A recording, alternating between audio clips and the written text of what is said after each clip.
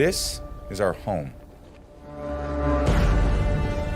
And at the end of the season, history will be made here. But this place is so much more than that. This is our playground. It's our crew. And after a year of facing our challenges head on, this is where the road runs out. The Super Bowl's in Tampa next year. I mean, let's just lay it all out there on the line. If this happens for Tampa, it would be just monumental. Tampa Bay is no stranger to this moment. We all know about struggle, and we know how to overcome. Coast to coast, when we raise the flags, we know what's at stake. right here. We didn't want to go out there and make it happen. After all, this was never meant to be easy. The road to playoffs start tonight. How bad y'all want it? No excuses, man. If you don't make the first play, make the next 3 plays, all right? They got the field us today. All day. Let's go. All day. For the originals, for the legends, and for everyone who's waited long enough. Go play our ass off. Let's go. Cut it loose. Brady goes deep. What a throw. What a catch. And it's intercepted. Jason Pierre-Paul high-stepping down the sideline. And Rodgers is still on his feet. And he gets that leaping interception from Lavonte David. You got to seize this moment, dog. So pack your strength, your giddy up, and finish the ride. Together, let's raise them up. Electrifying, isn't it? Playoff football, what we all wait for. Sadly, 17 weeks go by so quickly. Now it's the playoffs, a whole new season. Everybody's 0-0, much like college football. You go through all that season, COVID, teams only playing 6 games, some teams playing 10 games, high school football. Those guys battling for their careers, they don't get extra years like college players, those high school kids. So they got to go with all they got. And all that's here, right here on Sports Talk 49, live on Bucks Report every Monday and Friday at 3 p.m. Always powered by no one other than 320 Solar. Let me give you today's lineup. Since we're talking about sports today, we got special guests. Agency One Sports CEO and Lavonte David agent. I said agent twice. Ron Butler, the state of North Carolina, my old head coach. In my mind, the legend. In his mind, he may think less, but he's always a legend. And the second father to me, Richard Bailey, coached with me at Jack Britt High School and coaches now at Scotland County Scots. And last but not least, Deshun Tisdale's 411 later on. And we already have a special guest for somebody else, Mr. Richard Bailey. Coach Bailey might know. We'll see if he shows up, and that should be an interesting treat for him because you never know what goes on here on Sports Talk 49. So with all that being said, we'll get a word from our sponsor. We'll get right into it because I know Coach Bailey is ready to get going and get his voice out there. So let's get it rolling.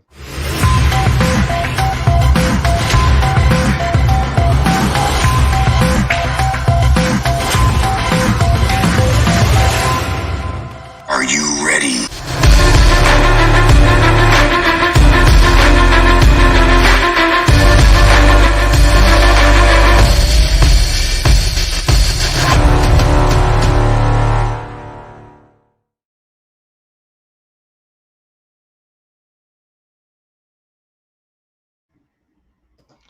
And we're back with that short intro. And here we're going to bring in none other than Coach Bailey himself. How you doing today?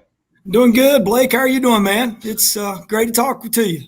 I'm doing awesome. I'm doing really awesome. Football is always around. We almost have football every day of the week at one point in the year with the whole cancel out game. So I didn't get no complaints. I know you didn't either, as I saw you always on Twitter doing your thing on there. Oh, yeah, man. Anytime football's going on, I'm watching. And it's been weird in North Carolina because we haven't played football yet. So we're getting ready to start February 8th, and our kids are sort of in preseason mode. And it's kind of weird for me to be gearing up in January for a football season. But, hey, you got the NFL playoffs, the national championship game, and basically we're in preseason form here at Scotland High School, getting ready for a big season and hopefully chasing a state championship. Absolutely. You say it's always good, always be in the hunt, because if you ain't first, you're last. You know what I'm saying? So you always got to get out there and put all that foreground you put in all year long to put it into fruition and go into the playoffs and obviously taking home the most important thing, the Niceland Trophy, the trophy at the end of the year. Yeah, I think your head coach there at Tampa says that, man. That's the goal every year, man. Anything less than that is kind of a failure. It don't matter. If we don't win a state championship, then it's short of what our goals were.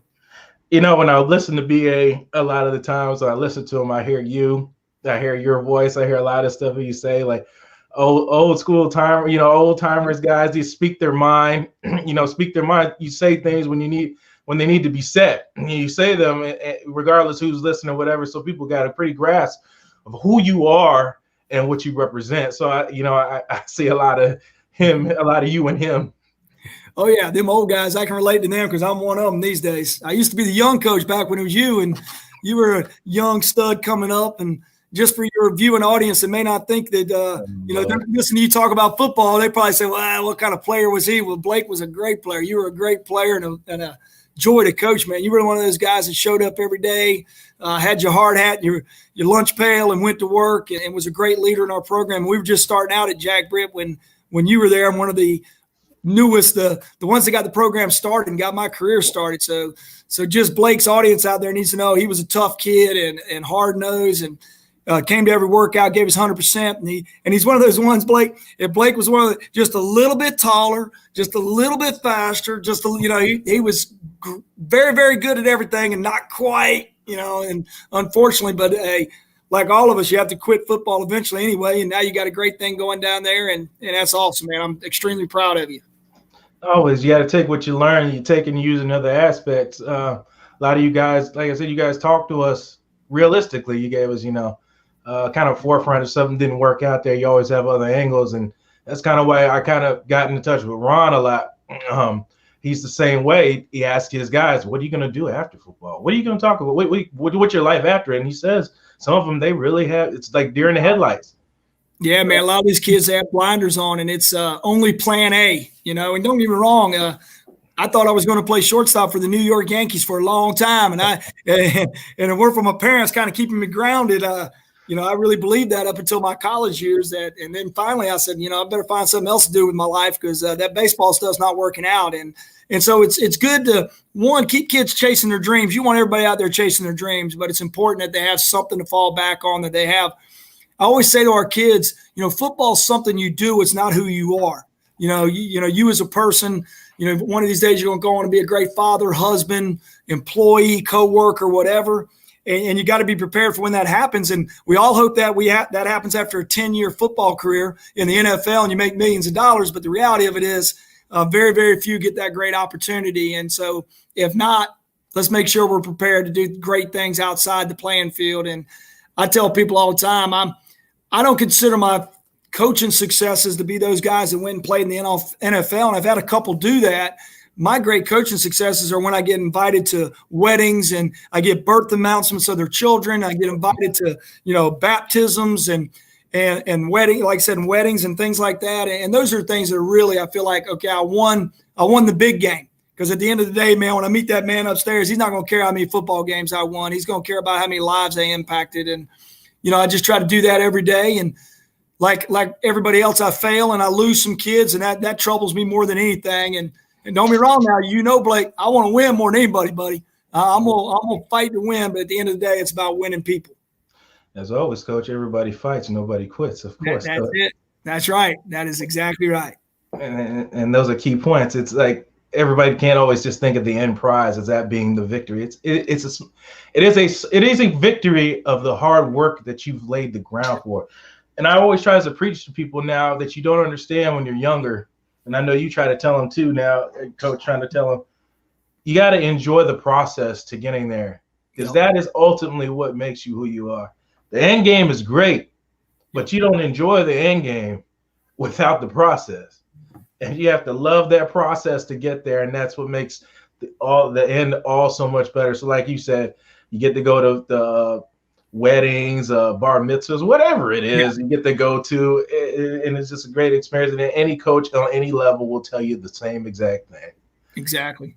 So with all that, let's get into the nitty gritty of things. Yeah, talk some ball. Talk some ball. Where should we start? Let's talk about, since we're talking about coaching and everything, let's start with this one. Deshun Watson.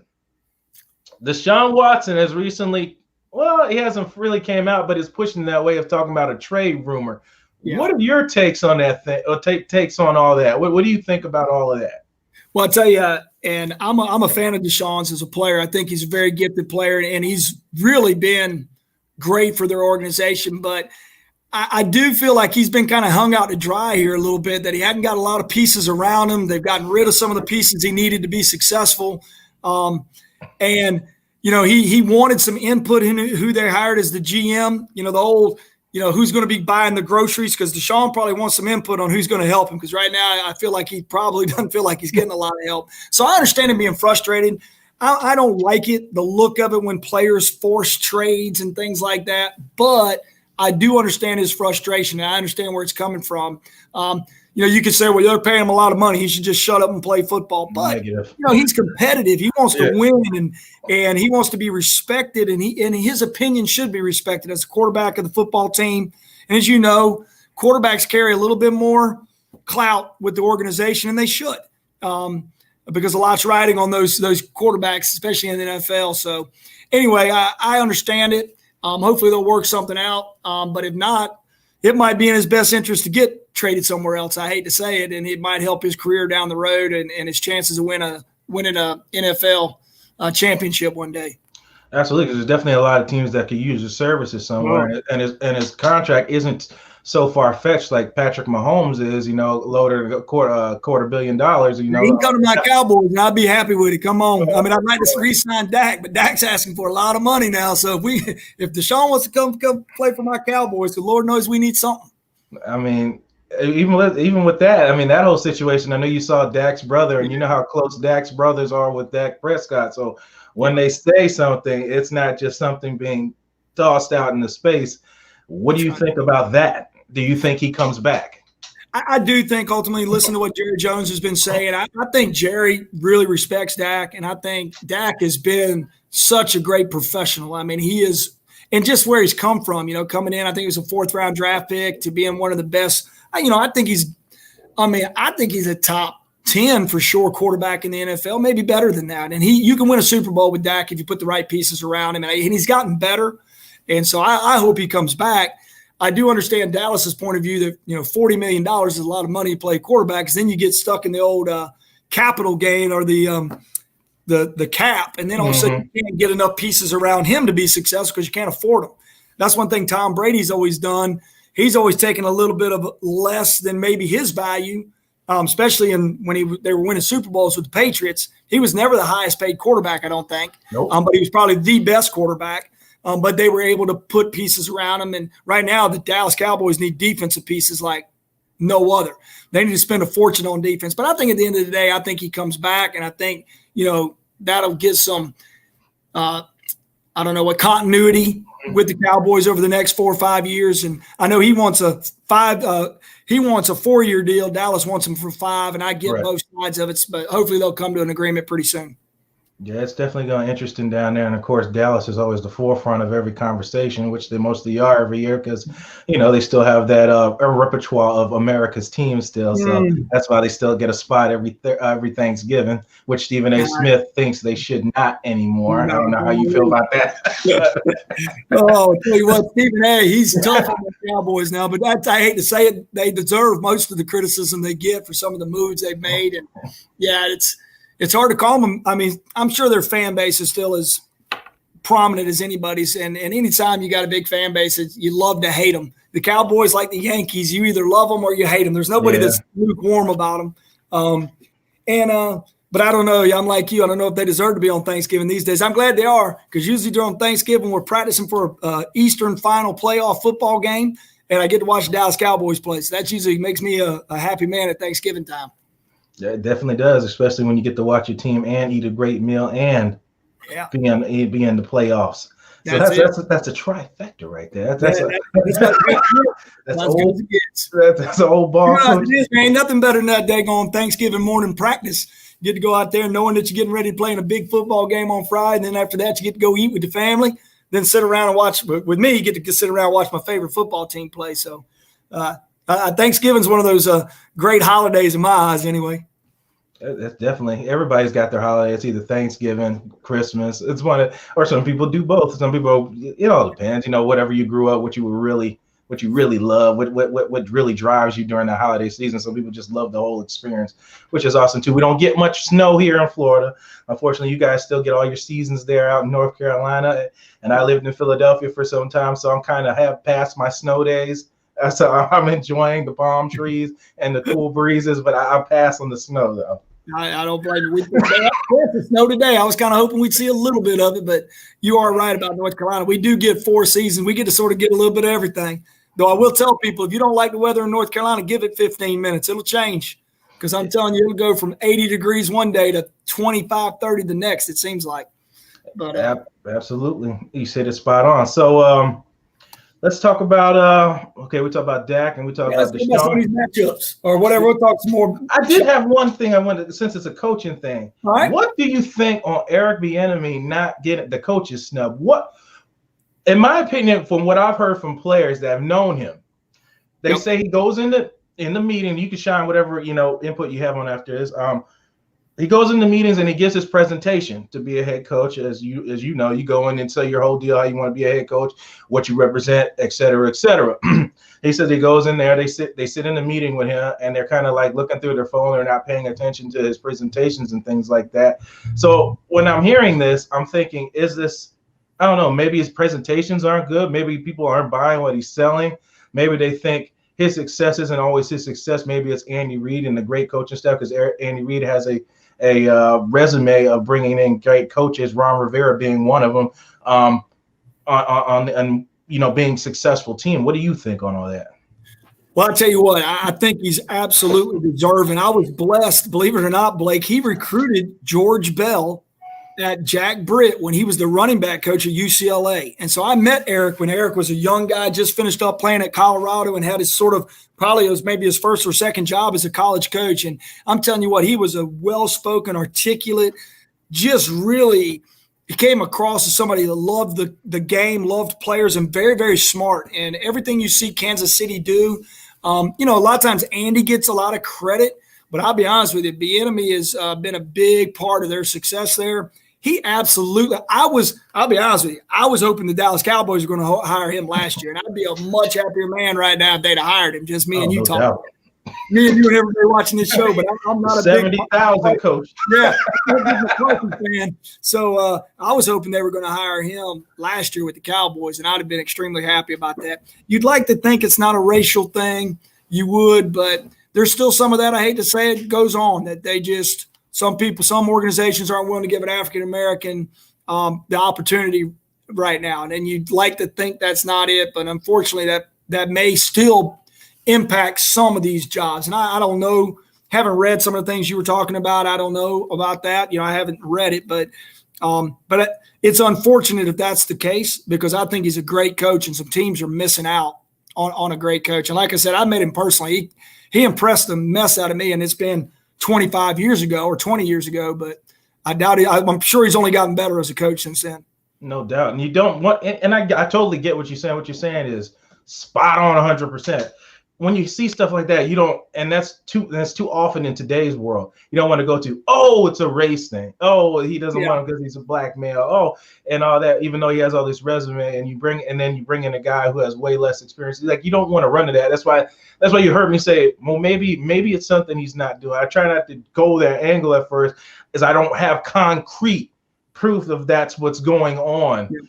But I agree totally what you're saying, and I think everybody that's ever coached under him and all that, I agree with what you're saying. He's articulate. I believe he knows what he's talking about. And he has a decent resume. I mean, why not? Or is it him waiting? I've never heard a player say a negative thing about him. Every player that I've heard talk about him talks about how good a coach he is, how bright he is, really lets the players have input in what's going on. And it seems like he'd be a player's coach, but he's still disciplined and just, I don't know, man, Everything points to him being a great head coach in my book, other than the fact the old dreaded he doesn't have head coaching experience. Well, I can remember, Blake, when I was interviewing at Jack Britt, and I'm like, they want a guy with head coaching experience. Well, how do you get head coaching experience until somebody gives you a daggone job? And it's like a dog chasing its tail there. You can't win in that situation.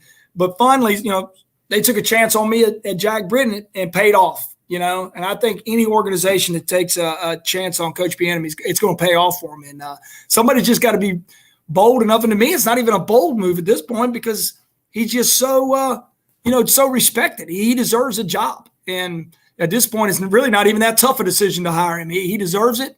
And somebody needs to give him a break, give him a chance. Absolutely. A comment somebody said in there said, "Call it out, Coach." Yes, he will. And you see how he did it professionally. Call it out. I try to keep it professional. But. Yeah, I mean, that's got to.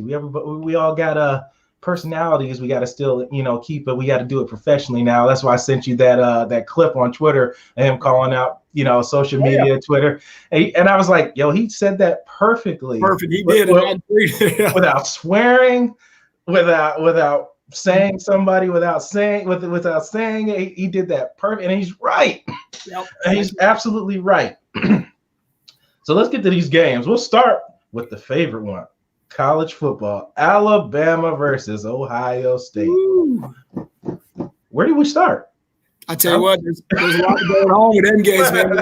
I tell you what, Ohio State, I will be honest with you, I did not see. Because I watched a little, they'd only play 6 games, so I hadn't seen Ohio State play a lot this year. In the games that I'd seen them play prior to the Clemson game, they, were okay, but they didn't look just dominant. I was really impressed with how they looked against Clemson. I'd be lying if I say I wasn't surprised by that outcome. I do think Clemson not having Tony Elliott there helped calling plays. And Tony Elliott, by the way, is another African-American college coach that it's time for him to get a head coaching job too. I've met Tony when he was recruiting Zamir White, who's the starting running back at Georgia now. And Tony's a sharp guy too, but not to get off point. But Ohio State looked very impressive. Justin Fields, what can you say about him? I felt like he had a chip on his shoulder coming into that game because people had sort of say he hadn't played up to expectations so far. But they got some dudes, and their defensive front is really good. I do think Alabama's just another animal right now. I am so impressed with how they play. They got so many – their skill guys are unbelievable. I think defensively Alabama's not as good as they've been, but Alabama not as good is still probably a top 25 defense, Mm-hmm. It's all relative. I don't know, man. I think Ohio State can pull it off, but I don't expect that. I expect Alabama to win the football game. I'm not a huge Alabama fan per se, but I totally respect what Nick Saban's done and that coaching staff. What I think is neat, and people don't probably give Nick enough credit for, is he was an old pro-style I formation guy, and he's kind of evolved and allowed his coaches to evolve. And he's brought in multiple coaches, and they've really gone to more of a spread, and they pass it. Heck, their wide receiver just won the Heisman Trophy, and they've always been known for being able to run the ball, but they've now incorporating the RPO game that you see everybody doing, and they do it as good as anybody right now. So got to give them a lot of credit. But I don't know, man, what you thinking? I think Alabama's going to win the game, but I do think Ohio State has enough to keep it a good game. I'm thinking the same as that thing. I think Justin Fields is playing with a lot of chip on the shoulder. But before I go into that match, I just want to say I thought it was funny that Dabo Swinney said all those things about Ohio State and ended up getting beat down by him. I just thought that was ironic how that comes. Since we were here in Tampa Town, they're talking about Chase Young calling out Tom Brady a week before and then playing him. Well, you better be careful tugging on Superman's cape now. You better be careful doing that. You don't like to kick a sleeping bear. And I felt like Dabo, and don't get me wrong, I do understand what Dabo was saying about why he did that, but he had to know that people were going to look at that. Yep. And, and then his biggest thing, they hadn't played a lot of games yet. But which is true. Yeah. I mean, and so he sort of just said what the truth was about them, and they hadn't played games, but you don't want to give your opponent that kind of gas going into a big game like that. And of course, some people say, oh, that's kind of overrated. But, football players, man, we play a different – and people don't know watching this. When we play Richmond County, which is the biggest rivalry in the state of North Carolina, Scotland-Richmond, I don't want to give them any reason to get fired up because our kids play that game with a different edge. They just do. And if Richmond does something to disrespect us in some way, we're going to play hard every game. But I do think it does add a little fuel to our kids' fire going into that game. And I got to feel like Ohio State was highly motivated.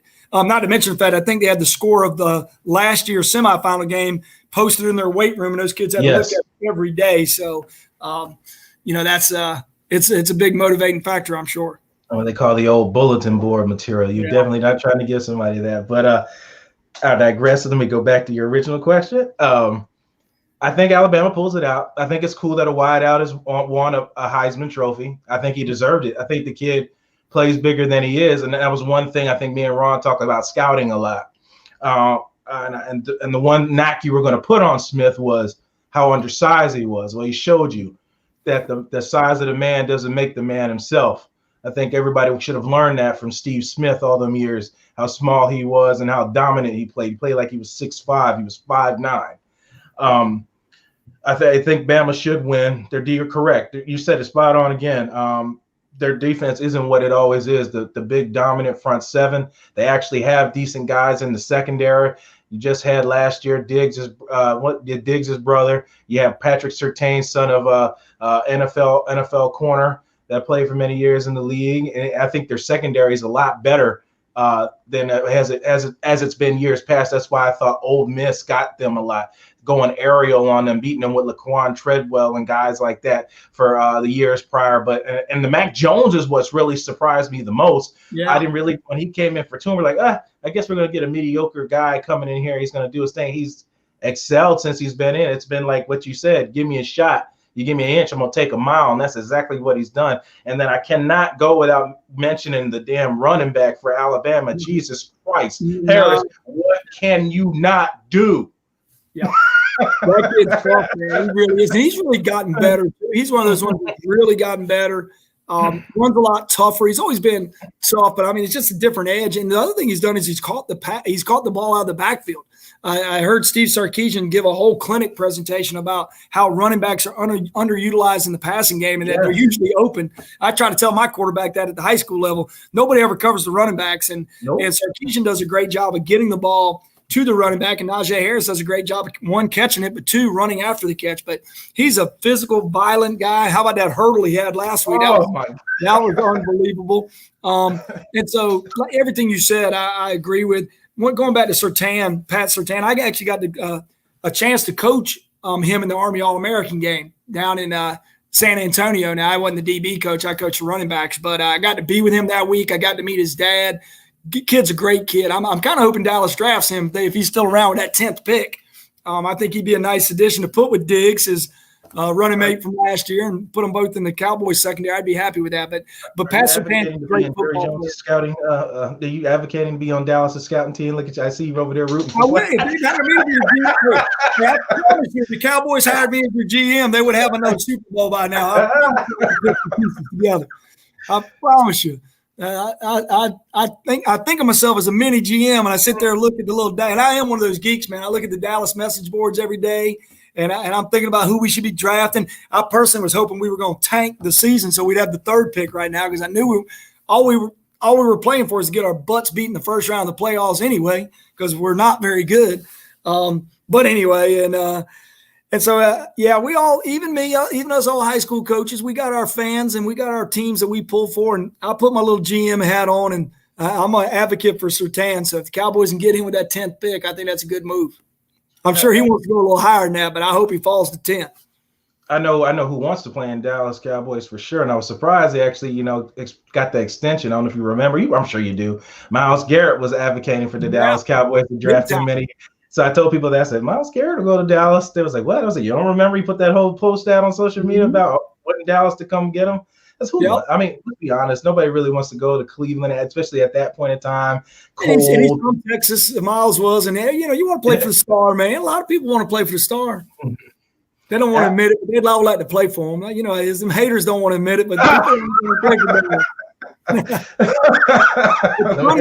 them. My lifelong dream was to go to Jerry's World, to go to a game in Dallas. And 2 years ago, I got to go do it after Christmas.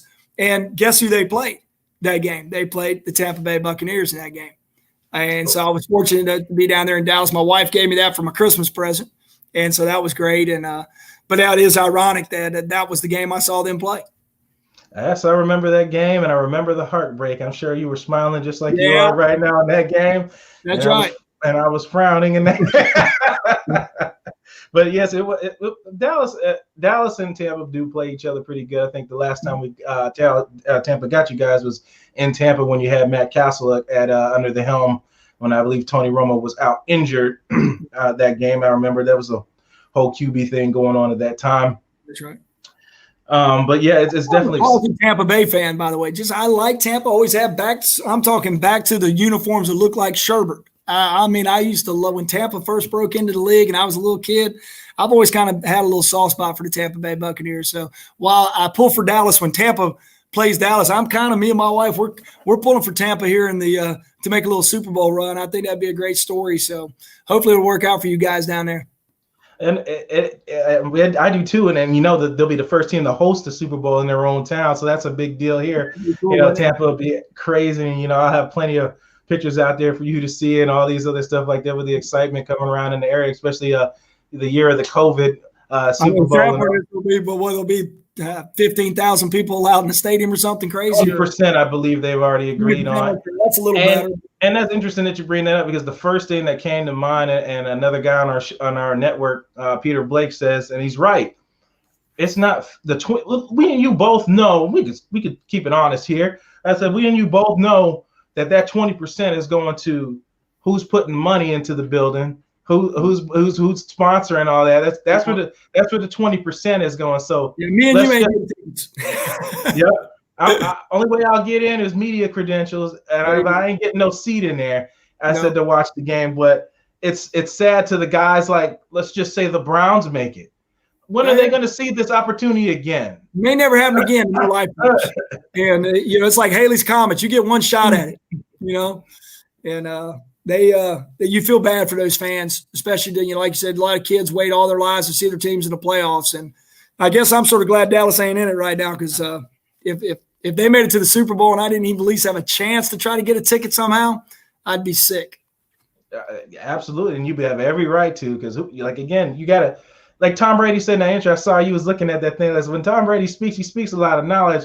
Because I've talked to Ben Jarvis, Green Ellis, and the way Ben Jarvis speaks about Tom Brady is like, he has a lot of books in his house. He's like, I've been there. He said when you talk to Brady, when he comes to practice every week, he's reading different quotes from different writers, different things that he's reading, and translates that from that to football. And Ben Jarvis even shared with me the one quote he always remembered from Tom Brady, because that was pretty much his first quarterback for the majority of his career, because Ben Jarvis was an undrafted running back who made a great name for himself. If you always do what you always done, then you always get what you always got. And that's a great quote to always remember, and he can take that on to the rest of his life, if beyond football, as we were talking about earlier. So you know how that goes. Oh, yeah. Playoffs. Who do you got going down to the end? NFL. You know, I don't know. Right now, I do think it's going to be hard to beat Mahomes in Kansas City, I think. But I don't know, man. I think Tampa Bay's got a shot. I mean, I do. I think they got a chance. Green Bay's rolling right now too, though. So there's a lot of me and my assistant coaches were talking about it today, that there's as much parity and in the playoffs are much intriguing matchups. I love the matchup of the Ravens and the Titans this week. I think that's a great matchup. I think it's kind of interesting. The Steelers going back with the Browns. They just played, you know, and they're playing again. But I tell you what, you got to think Green Bay, and I like the Saints, especially when they get Thomas back for the playoffs. You think? I still Tampa Bay. I do think that Washington's going to play them tougher than people think. If I was a betting man, I agree. I would think I think Washington's going to cover the spread. I think Washington's front four is going to give Tom Brady a little bit. I think they're going to get a lot of pass rush on him. Tom's going to have to get rid of the ball a little quicker maybe than he wants to do. And Tampa's defense has been good, but it's not been as good as it seems like it was better last year and a year before that almost. So I do think that game's going to be a little bit better. And I definitely don't like the Washington Redskins. You know, I'm like out, you know. But, you know, if Tampa – I guess it's going to come down Green Bay, Saints, and I like the Bills, the way the Bills are playing right now too, especially if you have to go to their place in the cold. Who wants to go play in Buffalo right now? I mean, you're going to be playing in 15-degree weather and snow and that kind of thing. And Josh Allen's playing good ball for them. Their defense is good. So, heck, I'm rambling around here. I mean, I'm naming them all. No, there's nothing wrong with that because right now Kansas City and Green the Bay. best people, yeah, let's hope. And that'd be great. But yeah, there's nothing wrong with that. It's because we'll get a little more narrow point of view once after this weekend passes. But I thought it was important, like for teams like the Bears could beat the Saints. I say if the Saints had home field advantage, I think they had a better shot of making the Super Bowl because they would have to play in the dome. Now you got to go outside and play in the cold. You got to worry about what that you got other intangibles. And the thing I love about you mentioned the Bills and Josh Allen. Let's talk about we'll use high school football into Josh Allen, a guy that came out of school with no scholarships, a guy at Wyoming gave him a shot. And he gave him an inch and he took a mile. He played really, really well and came out and made the best of it. And now his team's one of the best in the league and such a short year, short time frame being in the league. And a lot of people didn't believe in him coming out. Nobody really knew who this guy was coming to the whole draft process. They just knew he had a really big, strong arm. He's from a place called Wyoming. Yeah, exactly. And he's definitely a self-made man. And when I say that, everybody says they're a self-made man or self-made player, but he's been really coached up. He came into the league with a strong arm, but was a little inaccurate at times. I think he's improved on that a bunch. He's really adapted at using his leg. He's a much better athlete than he gets credit for. But they also play. I mean, you got to give. I tell people all the time, especially in the NFL, man, it's about landing in the right spot at the right time with the coaching staffs that know how to utilize your talents. And Josh Allen is a perfect fit in Buffalo where it's windy, it's cold. His arm strength plays better there. Yep. His physical, hard-nosed, tough mentality fits what their coach wants and the way they want to play. And Josh Allen's – I don't mean this – Josh Allen is a much better player in Buffalo than he probably would be in L.A., if that makes sense. Totally. Of the style and how they play and that kind of thing. And so there's been a lot of great football players. Had they landed in, especially quarterbacks, had they landed in a different place, in a different system, might have been great successes, but they ended up fizzling out, not having a great career. And so a lot of people don't understand that's how it works sometimes in that league for sure. Oh, man, it is. It's all about opportunities, and sometimes it's unfortunate where you end up. Deshaun, we just talked – I bring up the Deshaun Watson earlier. See how I do that? I always play things into like that a little bit. There you go. Yeah, and that's a key example. And I love J.J. Watt and what he speaks, especially when he said about guys not showing up to work. Why the hell are you getting paid as he said, handsomely a lot of money to come out here and put on a performance? He said, and these fans and people come out here, put in their hard work, spend their money, come out here. He said, and you can't come here and you want to lay down? He said, I have a problem with that. Yeah, and I can tell you, I think 99.9% of the NFL guys are playing hard and stuff, but like that, I could tell from JJ's comments that is more of a around the facility, coming to film, paying attention to film, those types of things, as it was actually even effort on Sunday. It was more, everybody wants to play on Sunday, but it's what you do Monday through Saturday that allows you to be successful on Sunday. And I got a feeling from his comments that the culture right now there is not a great where it needs to be. And the expectations and the accountability is not where it needs to be. And I appreciate and not everybody can say that, but you get guys like JJ or like Tom Brady or somebody that speaks up.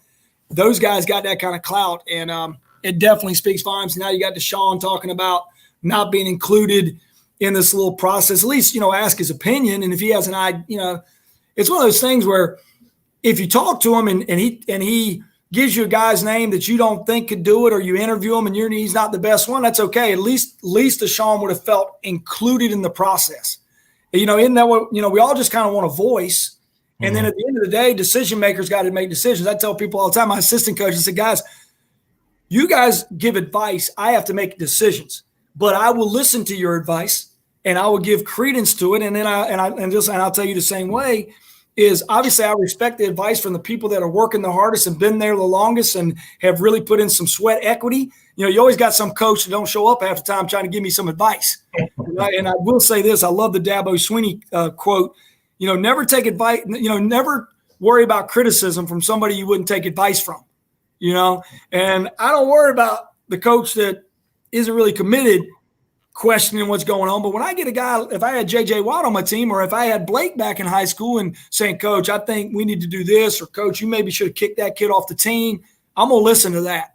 And so that's part of that little process. But let's go back to where we started at. It's all about being in the right place at the right time. Josh Allen, I think, is a great fit. And let's hope Deshaun Watson gets a better fit than what he has now, or they bring in some people around him that are going to make it a better fit.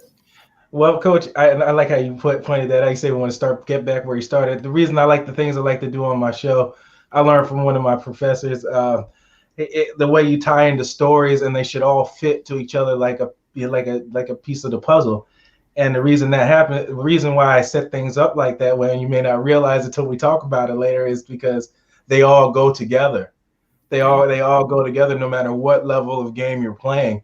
And everything that you and I both have said all fit together in any aspect of any game you're playing, of level you're playing, especially when you're talking about heart, commitment, and dedication, whether it be a player or a head coach. It all fits together, and it works. And all that comes into fruition talking about the playoffs now. You're 17 weeks played. You are who you are. There's no new plays coming in.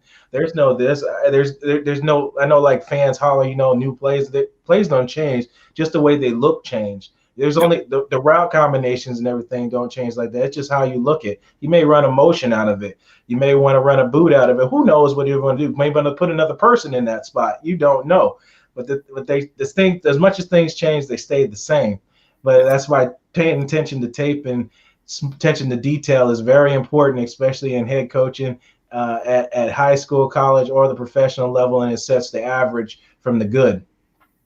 Yeah, no doubt. And I love it when fans and stuff, I say this all the time, fans will say something like, I knew what you were going to run, or I could, you hear them saying certain things. And I was like, well, you should know what we're going to run, because if you're our fans, you watch us play all the time, and we play a certain way.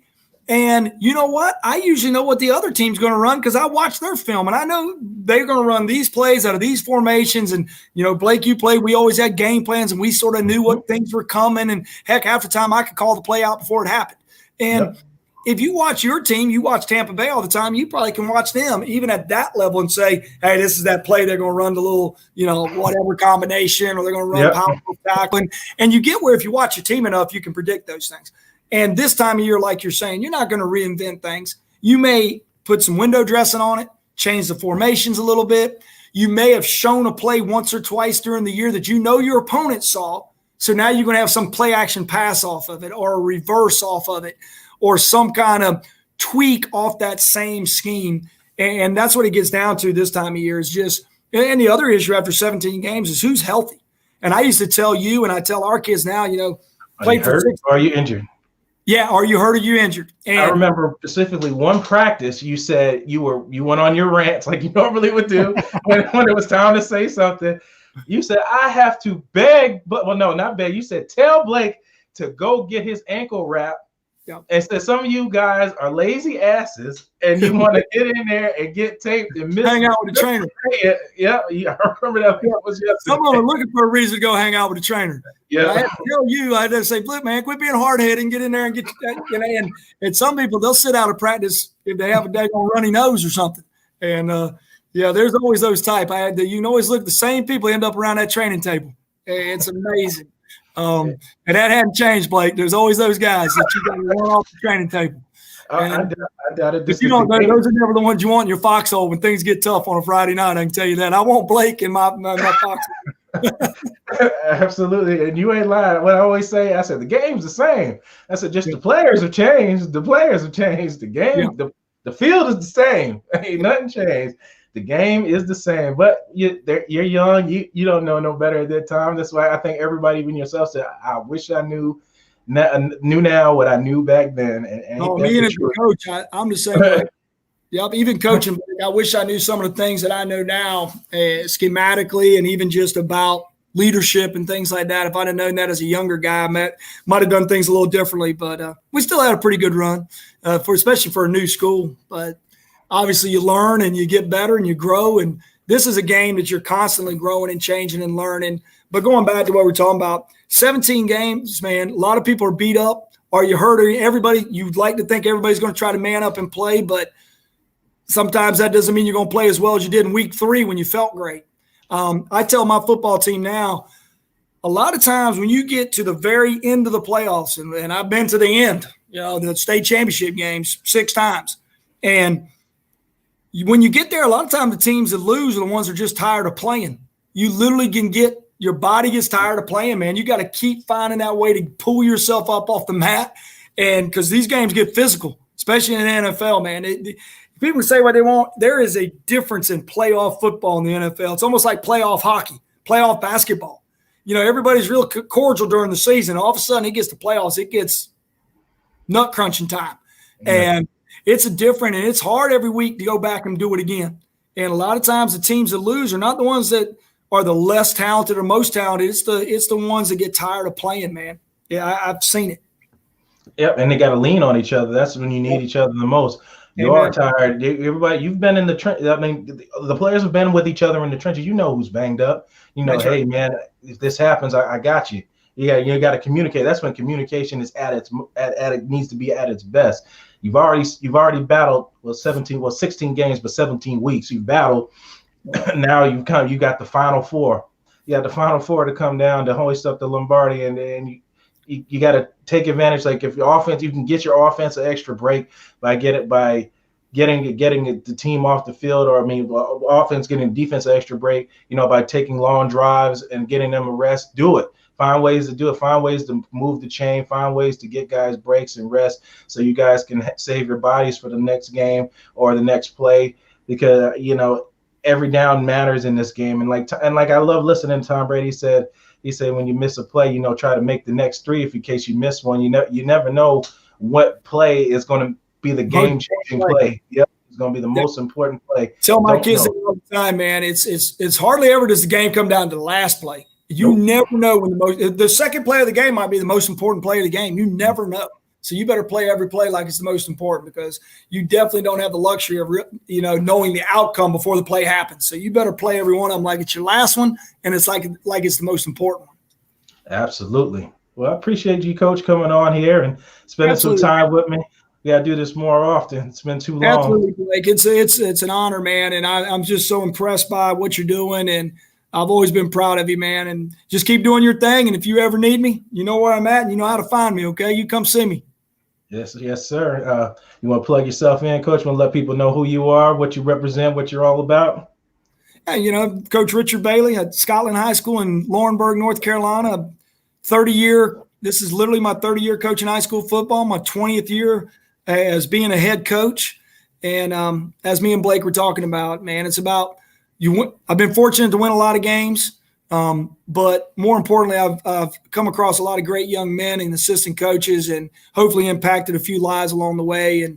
And hopefully I continue to get that opportunity. I still, even though I'm getting a little older, I feel like I got another 10 or 15 years in me, and then hopefully go find me a nice beach house somewhere in North Carolina and watch Blake continue to do great things down there in Florida. But I appreciate you guys having me on the show, man. If I could ever do anything, come see me. Any football coaches watching, want to talk ball, let me know. Come talk to me. What's your Twitter handle where they can find you, Coach? What is it, Coach B? I don't even know, Coach. Let me see what is my handle? I don't ever. It's at Coach Bailey SHS on Twitter. There you go, at Coach Bailey SHS. I don't even know my Twitter handle. Please just give me. If you want to talk ball, man, let's do it. Absolutely, Coach. I appreciate you coming on for the 70,000 following here on Facebook, Twitter, and all them other great social media sites that we have now. And I appreciate you taking time out of your schedule to come on here. We'd love to have you on again. Appreciate it, Blake. Thanks, man. No problem. What can I say? What a great man. I told you, like a second father to me. You learn things from people and remember them. Me, I'm like an elephant. I remember a lot of things. I try to remember everything people tell me. Ron got tied up with work. I said, sorry we couldn't have Ron. I was a little love to have Ron and Coach Bailey on talking. Get Deshun on here. I got to send him the link. Been so tied up with everything. Just so much going on. But let me give the show is powered by 320 Solar. Go to 320solar.com. I'm Blake Anthony. This is Sports Talk 49, live every Monday and Friday at 3 p.m. But let me go into the winning angle. Let's get more into the Bucks matchup against them. Tristan Wirfs, let's hear from him. We got tons of going on, and even the Evans injury. I got some video that's put out by the local news agency, other networking and things like that. So check out this week's The Winning Angle, and let me know what you think. And I'll send Deshun the link while we're doing that, and we'll try to get him on here, and we'll talk about all that as well. Check it out.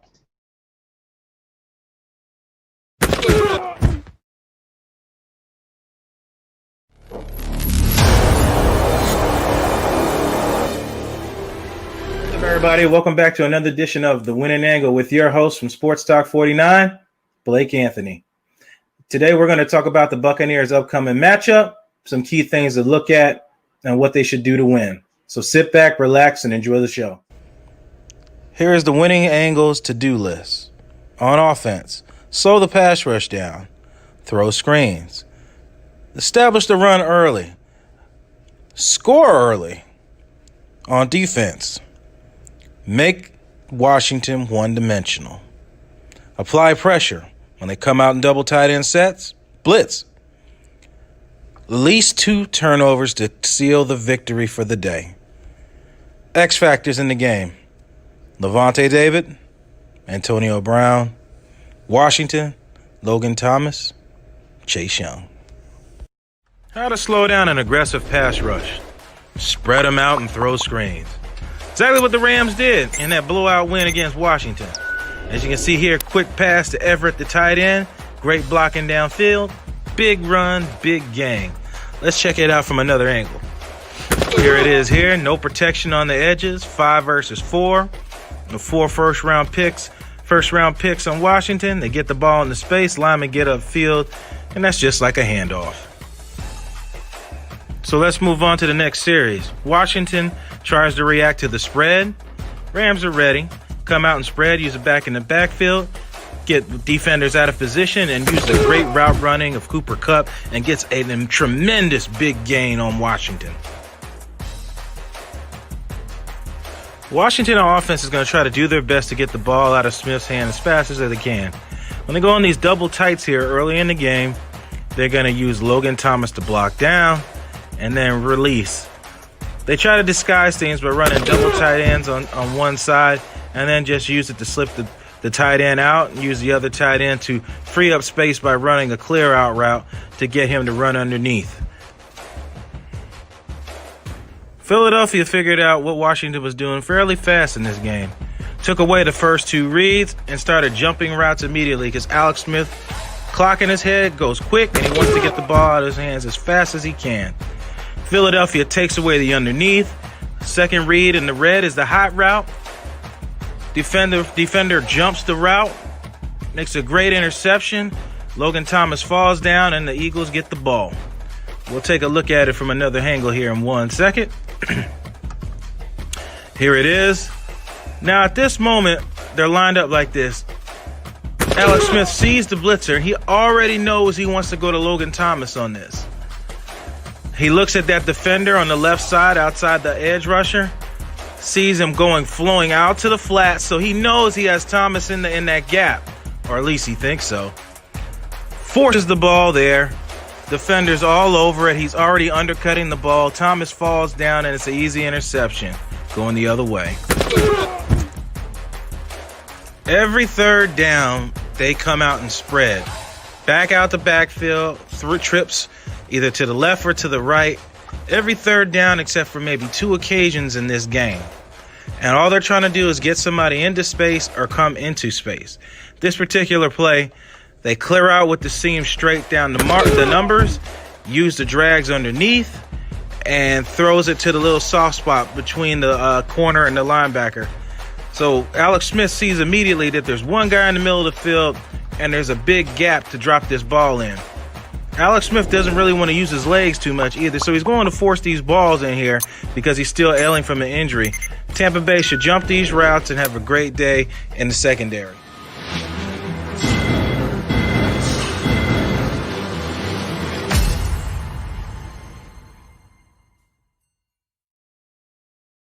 Oh, we're back, and look who's jumped in here. I told you never know who's gonna jump in here, man. He just jumps in. It's a Georgia thing.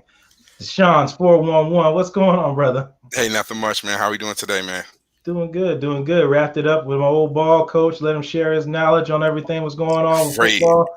great, man. I loved it, man. Coaches, listen. Somebody was saying in the comments, slow down, coach. But I know it's that passion, that it's just one of those things. I mean, you could just tell when it's oozing off of somebody. He just has that passion, and he was definitely hitting on all cylinders. I was ready to catch his Twitter handle, and then he was like, "Wait, I don't know it." I was like, "That's coach right there. 30 years, same position, putting out a lot of high school players and touching people." So, hey, great to go.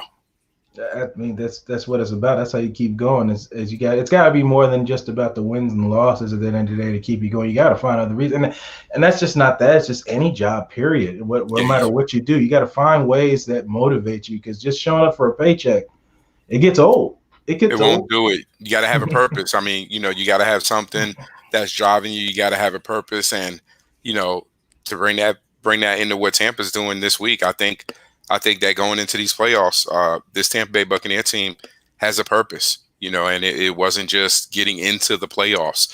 I think it's going to be huge for Tampa, and I think they're going to play a little bit different. Early in the week, didn't really have too many concerns offensively.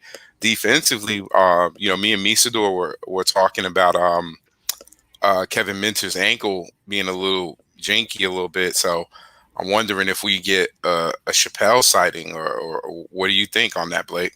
Well, to answer that question, they re-signed former linebacker that they signed when Bruce Arians got here, Deshun Buchanan. Now, that is a piece that we could use because he is truly that hybrid. He is that what's the kid they have in Pittsburgh? Micah Fitzpatrick. He's that Micah Fitzpatrick. He's the Honey Badger. He's all of those safety linebacker hybrids. And a lot of times, a lot of people just go by the designation that he was last, being a linebacker. But the truth about it is he's a hybrid type player. So he can cover extremely well. And the fact that they made that move, Blake, you're up on everything. The fact that they made that move, that lets me know that Minter's a little more gimpy than what was suspected. And I don't think that they have the confidence in Chappelle as of yet, because it was the touchdown that we gave up.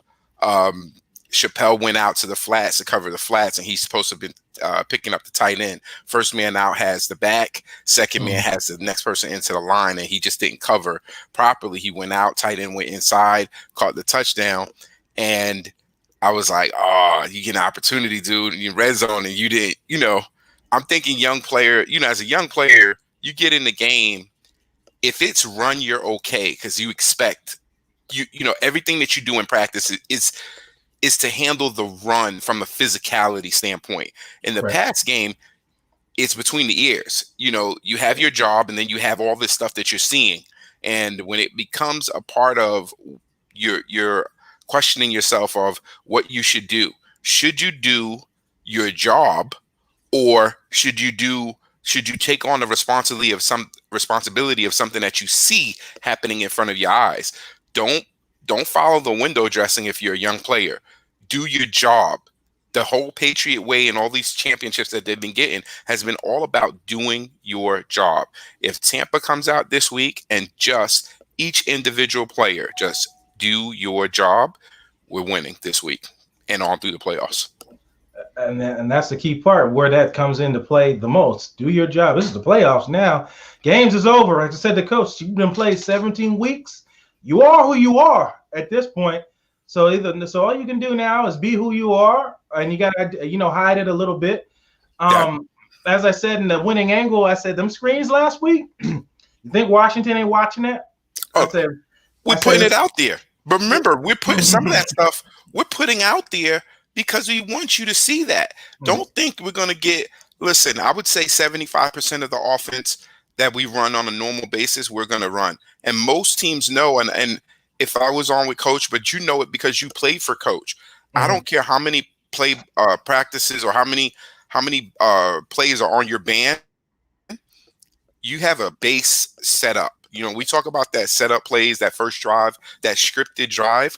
Listen, I've been a head coach, I've been an OC, I've been a DC, and listen, when I'm on offense, I'm telling my quarterback, if we run first through 5 plays and we score on the 5th play, when he rolls back out there again, I'm going to just start it from the top. That's it. I'm just telling him start it from the top. Now, throughout the game, if we get into situational, that's when I'm going to be going and digging into the wristband and, going to plays. But start it from the top. And I think that what we're going to see out of Tampa is Tom Brady doing what we already do. And listen, this Washington team shows that they're susceptible. I don't think that they match up extremely well against us. So at this point, I think it's going to be a really good game, but we can't count anyone out. I don't want to discount anybody, but I would say, listen, I saw Ron Rivera trying to clean up what Chase Young said. I don't know if you saw it. Ron Rivera saying, oh, no, Chase is just happy to be on the field with Tom Brady. He just wants to shake his hand. I said, okay, buddy. Of course, Ron Rivera would say that. Since he's a defender himself, I believe Ron played linebacker for the Bears back in the day. So, of course, Ron would say that. Listen, he know when a young Bulls made a mistake, and he needs to listen, that is not, like Coach used the term, you don't go tugging on Superman's cape. Yep. Listen, you do not. You do not do that. Like, I could be like, I was just thinking, I was like, listen, and then Tom Brady gave you such a clean response in his presser, just so clean, like, oh, hey. I said, listen, this is not like Tom's come out there for 565, 5 touches, and just go off on them. I mean, because it's either gotta be over the top or a slobber knocker, because that's the type of game. I mean, it's Washington game is a slugfest game. They're a back alley type team, if you will, where they want to get into a slugfest with you. They're not looking to put up. They're not looking to go on a scoring clinic. They're not the best show on turf. You don't know what we're going to get from a quarterback perspective. I mean, Tyler Hankey is from right here in my state, Collins Hill High School. That team was in the championship this year. And then he went to Old Dominion, a nice traditional school there. And then, on to Carolina, but he's been out of the league for 2 years before Washington picked him up. So that system that Ron Rivera's been running, he's familiar to run that system. It's not like bringing in somebody 2 years off the street that doesn't know the system. So if you think he played great and he threw a touchdown in that game, well, that's a system he already knows. He came in to do what he was last doing.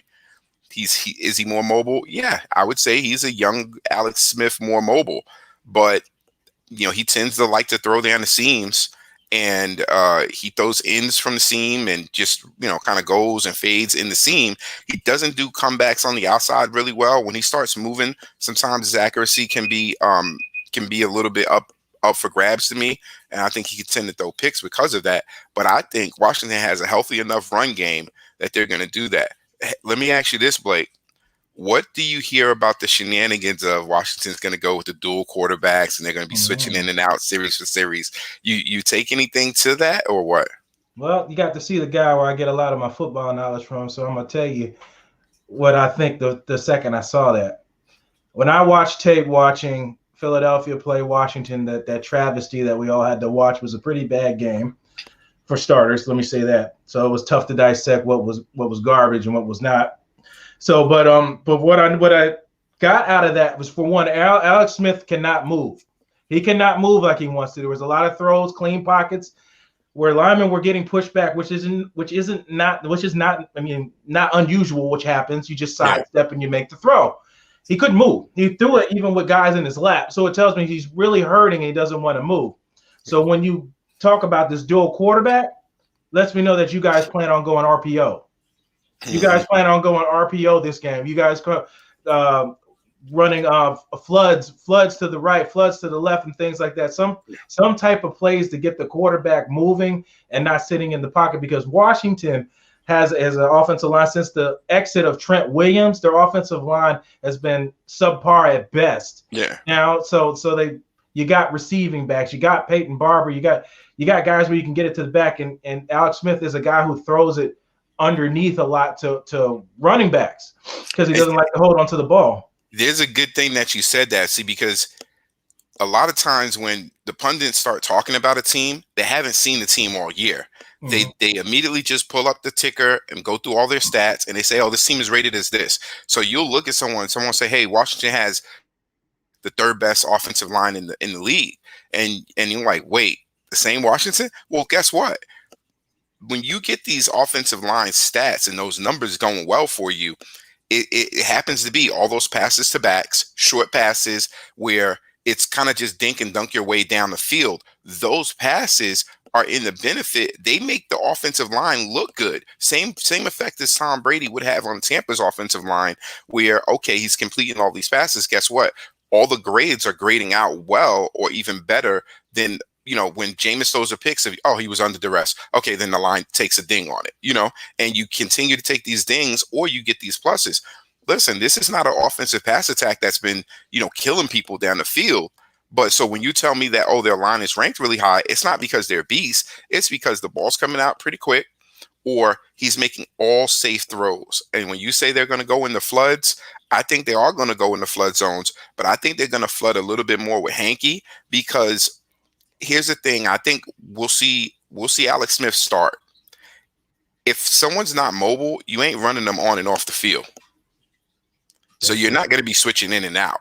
So we're either going to go a quarter with Smith, and if he's good to go or not good to go, then we'll get Hanky in the second quarter, and then we'll know at half. They'll and to be at the end of the day, I think there's a guaranteed no win with Hanky. But if you bring Alex Smith out there and Tampa just feast or famine on him, he's going out the game anyway. I think they're playing with house money at this point. Offensively, I don't think they could possibly do enough to compare with Tampa. And, at this point, I don't think they can, hold us up with defense because this is another team. You talk about their front. Their defense is going to be out on that field a long time going against Tampa right now. Oh, absolutely, especially with Bruce Arians' vertical offense. And as I said in the winning angle, for them to slow down a pass rush, every ball coach knows how to do that. You got to keep the defensive line off balance. You can't be in known passing downs. You can't be in third and longs a lot, which guys like Chase Young and the other defensive end, the name slips from Montez Sweat. Right. Mm-hmm. It's going to be easy game. And the thing about Sweat, he was a tight end, switched to defensive lineman at Mississippi State. He's a hell of an athlete. The young man's a hell of an athlete. So he can get his hands on balls. He can catch balls. He's offensive first and then defense. With that being said, you got to keep them off balance. Those screens. Now I said those screens. I promise you Saturday that when they run that screen and they go to that block, the guy blocking on the screen is going to go up for a pass and he's going to throw it to the guy blocking instead of throwing it to the screen man because they ran that play so effectively when against Atlanta last week. I promise you're going to see that because anytime you see the safety off on the slot receiver, they're going to throw it to Brown, and they're going to be so keyed on that they're going to forget about the wide receiver is going to slip behind them. But that's just a little predicting on me. The other part is make it confusing for them. On passing formations, run the ball. When in running formation, pass the ball. Keep the defensive line off balance. I noticed a lot that running play action towards Chase Young helps out because I wouldn't run it away from him because he can run you down. Either one of them can run you down, but Chase is a little more finesse. As in the interview I have up here as well, I'll show later on with Tristan Wirfs, when Wirfs played against Montez Sweat in the Outback Bowl when it was Mississippi State versus Iowa. He said he was more of used his arms a lot, and he was uses his length. Yeah, I feel like always when you have big, tall defensive ends or long arm defensive ends, I was one of those.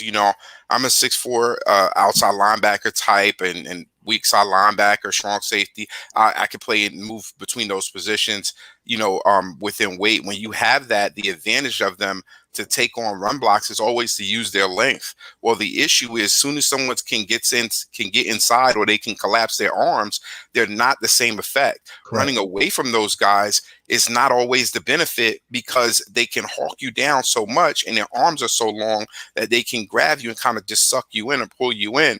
That's one of the things that, you fear running away from them specifically. But when we talk about, you You talk about, just running directly at them and getting a hat, and they have to be you're not getting rid of a Tristan Wirfs like that. You're not going to be able to just throw him to the side in that same fashion. That's not happening. It hasn't happened all season. And to be honest with you, guess what? The way that they line up, I think I was looking at Pro Football Talk or Pro Football Focus from a stats. It seems like Chase Young tends to rush from Wirfs' side a little bit more based on the numbers. Now they switch sides. They both switch sides. That's a good thing. But it looks that the numbers show that Young traditionally, or just based on the numbers, he tends to rush from Wirfs' side. And listen, 1 sack all this time, Wirfs is something to come against. I don't care who you are. You're a rookie right now. Yep. Giving up a sack since week 5. He's been against premier talent. Top dogs, what Donovan Smith should have been doing against $14 million. Wirfs should be getting paid the $14 million because he's performing against top players. And that's how I rate people, what you do against top talent. And that's how I grade you. That's how I grade you, what you do against top talent. Top talent. That's how this is. Listen, it's in my opinion that this is how you should be graded. Will you grade out against top talent is what it is. Now, guess what? Against the meager talent, Smith does well. I call it the bully complex. I've seen many players that, and I'm sure you've seen it. It's one of the sports things that I've seen doesn't make a difference in sport. I watch kids do it in lacrosse and soccer, basketball, football, and when they know that they can dominate a player, they will hands down dominate that player. They'll bully that player. Oh, yeah, but when they got to go against another equal, or even someone that's even, they may be equal in skill, but the person is highly touted. They're rated. It's like you having that kid he's nobody on his team because his team is just not a talented, a known team, and you have this big stud of a team, and they got these 5 stars coming in. The kids immediately just cower. Some of them just immediately shut down and cower because that team is known to be well.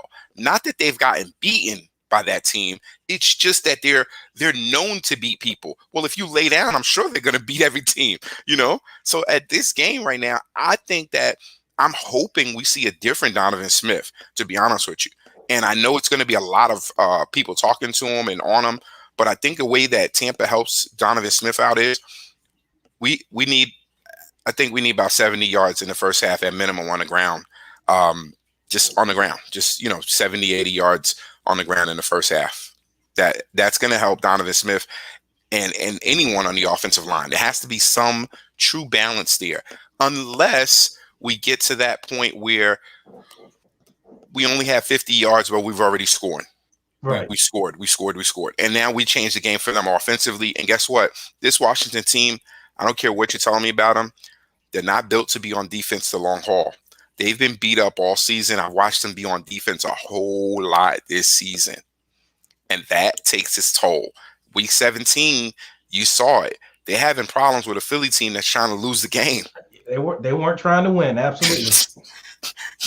That's why I said it was tough to watch that tape to dissect what am I really looking at here. Yeah. So I tried to look at what was the most competitive parts in that game and try to take what I can from that, what was real and what wasn't, because clearly at the end of the fourth quarter on, it was a different play. There was different mind frame. When he pulled Hurts out, I feel like that was it. Not to mention that you sat people to start. You didn't have people in the game to start with. So it makes me feel like, were we even seeing the real Eagles team there? Well, that was, to me, in my opinion, that was an upstairs move, upstairs playing this game. But I would love to see, how they look. Yeah, he says, like, they look weak.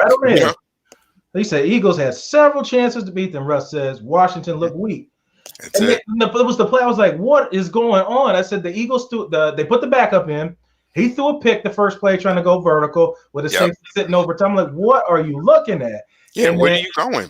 And then the Washington came back, 2 plays later, threw a pick right back. I was like, what is going on? Like, are you not trying to go to the playoff? What's really happening right now? And that's one of those things where I feel like they're not, like, listen, this is Tampa's game to lose.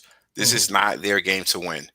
So I could only see Tampa come out here, go ahead and execute, do what they need to do, and just go ahead and take this game.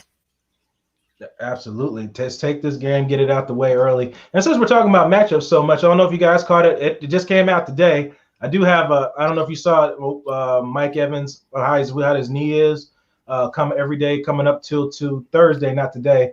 But let's hear from Tristan Wirfs and see what he's got to say since we're talking about defensive line. Tristan Wirfs. Check it out. Yeah, they're pretty good front four, or 5 of them, including Ryan Kerrigan. So we're gonna have to come out and do our job.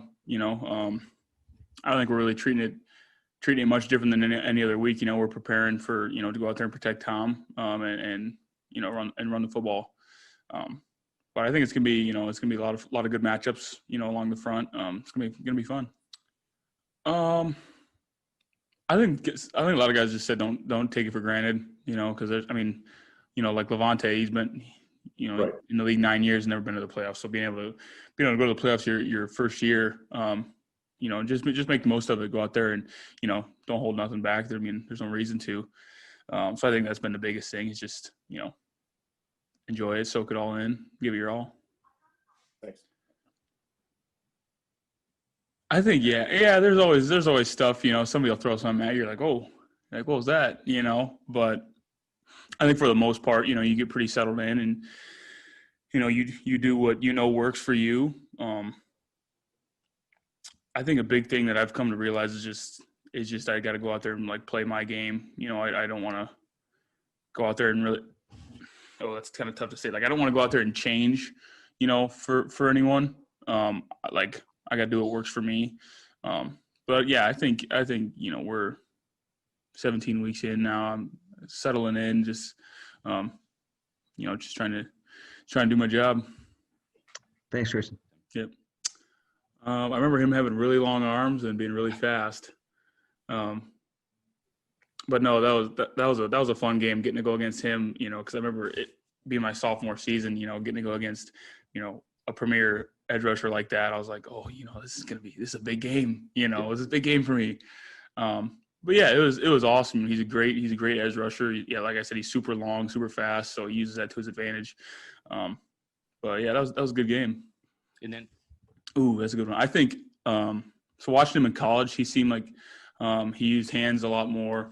Like I don't want to say like faster, but because I know he's still pretty fast, but I think he's transitioned to a little bit more of a power rusher now. But that's been the biggest thing. I remember like his first step still looks the same, which was kind of, I don't know, it's kind of weird, when I first watched it on film. But he's got good get off. But I think now he uses that length a little bit more. I think just how athletic he is. I think that they got like a good 1-2 punch with Chase and Montez Sweat. Montez Sweat, he's more of a power rusher, and Chase does. He throws a lot of moves at you, tries to bend that edge. I think that's another big thing too. When he's coming around that, if you bubble him and he's coming around the edge, he can dip down low, and he does a good job keeping his toes pointed at the quarterback. But yeah, they're both really good rushers. So it's gonna be fun. Yes, sir. Oh boy. I don't really know. Honestly, like I'm just gonna go out there and do my job, like it's to protect Tom. Yeah, you said like I'm not a very good trash talker. I can't do it. I don't know. So yeah, it was a bunch of people were asking me yesterday if I got like riled up by it, if I was gonna be like, oh, like but yeah, I'm just gonna go out there and do what I know how to do, and give good attitude and effort, and we'll be all right. Thanks. Yeah, knock on wood. You got wood? You got to knock on wood. Yeah, it hasn't been too bad. Thankfully I have nothing. I haven't really got hurt too bad or nothing. I was thinking like it being an NFL schedule, like a lot more games, that I was going to be just hurting like crazy, which, it is a long season. You get a little worn down, but I was just in my head, like playing it up a lot more. I thought I was going to be like just down bad, but yeah, thankfully, it's been, I've been able to stay healthy, and It's been good. No, not really. Still woke up at the same time. We still came to work, had meetings and everything. I think might have been, guys might have been a little bit more like mentally locked in because we're not, you don't want to go out and, have crazy amount of contact, in week 18. But I thought it felt the same. Thanks. Yeah. Man, I just think, this whole class, it's just something about overcoming adversity because I remember, over the summer, nobody knew when we were going to report. It was just like kind of stop and go. You're like, you thought you heard about a date. We're going to come down. And they're like, nope. And then they're like, oh, we're coming next week. Nope. So it's just all that. And then, no preseason games, no, a weird like camp deal. So I just think it, just overcoming adversity, a lot of guys are doing really well. So it's cool to see that. Yeah. I think it's nice. I think it's nice that, cause we played a Saturday game before. Sorry, I wish you could see all these guys. This is gonna come get a workout in. I do. I got to get a pump, but that's our. So something about a Saturday game. Yeah, we haven't played one before. We know what the schedule's like. Yeah. Thanks, man. Yeah. We'll go ahead and wrap it up there. Thanks, Tristan. All right. Pump time. Thanks, guys. Tristan Wirfs is a joke. He's so funny. You can tell he do. I mean, it's just funny if he stays like that his entire career. But it's just funny. That's who he is. He's his personality. I can definitely tell that he's not faking, but he's hilarious up there. Listen, I don't even think he's a grown man yet from that thought process. I think when he's still playing around with guys at this point. I think when he turns into that that people say he's that dude, he's a grown man right now. He's going to he's going to be he's going to be pancake highlight dude, and just playing with that edge that you just can't take anything away from him from an offensive line perspective. He said, he basically just said, in a nutshell, yeah, whatever they're saying, I'm just going to go out here and do my job and protect Tom. And listen, that's all he needs to say. It's a big man out there doing his job, and he's shown you that that's what he does. And I want to take attention to detail too. I watched you in college. I watched that tape in college on you and on your moves, and I watched your tape now. I watch your feet. I'm watching you use more power than speed. Because remember, in college, you might got a big offensive tackle and he might be slow as all get out. His kickback is, lesser than Donovan Smith's kickback at this point. So you're going to use speed on him. Now you're in the league and he's trying to transition that power, which is what lengthy defensive ends do. And listen, we have a lengthy defensive end in JPP. He does the exact same thing. So I think being able, I don't know if the casual person realizes, most of the time your ones don't go against your ones in college and even in the league. There's a lot of time they're doing stuff on air and they're working in their own individual drills in the indie periods. But when they get a chance to go one-on-one and it's live, and you always see it at preseason because that's when they show it to you, the guys are hyped. But guess what? Our guys are going against JPP and Shaq Barrett. And then and anybody else that's down, Cam as well. So they get a chance to go against a wide variety of outside defensive ends. They see blitzes that come from all over. So I'm not surprised. I would expect them to pick up blitzes a little bit more. The one intangible that I've seen this year with Tampa having a problem as far as picking up blitzes, I don't think it'll happen with Bostic, is Devin White type blitzers, which the Falcons have in Jones, another LSU fast linebacker. Those are backers that we tend to have issues with, like Devin White, delay blitzes, or just phenomenally fast blitzers that our linemen just can't get over there and pick up. And it kind of just leaves it wholesale on the backs to pick up. But this game is Tampa's to go out here and fire the cannons. And we're at this point, Blake, where I feel like, okay, we've gotten here. And I think I don't know if you read between the lines. I've said it before. I felt like at the preseason, while everybody was full on the Kool-Aid, we all were thinking Super Bowl or bust, to be honest with you. As you got into the season and you had a realization of what no preseason meant and what reality really is, a win this season is to get to the NFC Championship. That's a win. Just to getting to that game is actually a good season for us with all the talent and everything that we have. Now, we can do more with less next season, to be honest with you, because we'll be more dialed into the offense. Everything will be it'll be another year for Tom. He'll be fluent in this right now. He'll know exactly what it is that he's doing. And at that point, that's guaranteed Super Bowl. So if we get Super Bowl this year, it's like, and I don't want to put jump past any team, and you can lose any game. I get it. So I don't want to jump past Washington. I won't start speaking about them, but I got some notes. I got some notes just in case. Yeah, just in case. Yeah, but Tristan Wirfs, he's definitely gonna do what he's done all season. I mean, I love the way I know it's kind of humdrum and mellow, but he's the same way at the beginning of the year when the Bucs drafted him.